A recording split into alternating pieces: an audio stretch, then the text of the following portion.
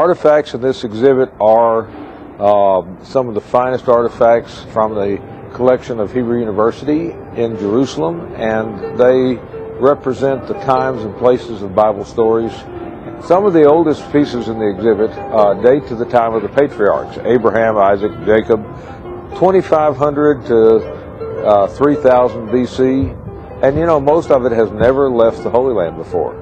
The idea was to try and find the thread to connect the artifacts and actually to build a story, a full story, starting from Abraham, going all the way through history to Jesus. As a kid, I remember looking through the illustrations of the Bible made by Gustave Doré.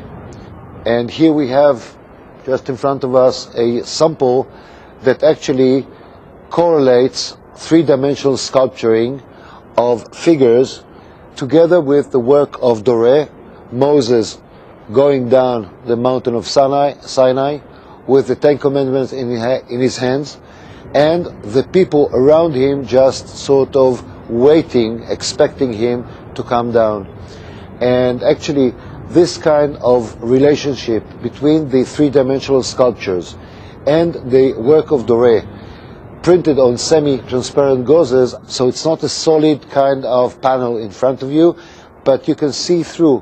That's exactly life. And that's exactly the kind of language that we are trying to create here using those four elements, meaning the artifacts, the explanation, the text parallels, the Doré on semi-transparent gauze, and the sculptures and the scenery. Eliyahu was trying to give people a feel for what a tour of Israel might be like. You see the buildings and the trees, and then artifacts you might see in the museums. The Isaiah Scroll is part of the Dead Sea Scrolls, which is arguably the most important archaeological find of all times. The Dead Sea Scrolls are, in most cases, the oldest text of the Bible that we have in the Hebrew language. The Dead Sea Scroll fragments are very fragile.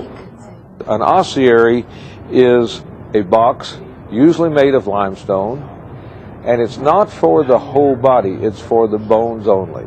This particular one was discovered in 1949 in a tomb of the family of Simon the Cyrenian, the person that carried the cross of Jesus. Here we have a direct connection with Simon. When I actually touched this, I get very excited about these sort of things. I was touching something that touched the body of someone who may have touched Jesus. As a Christian, that's a direct connection to the very roots of our faith.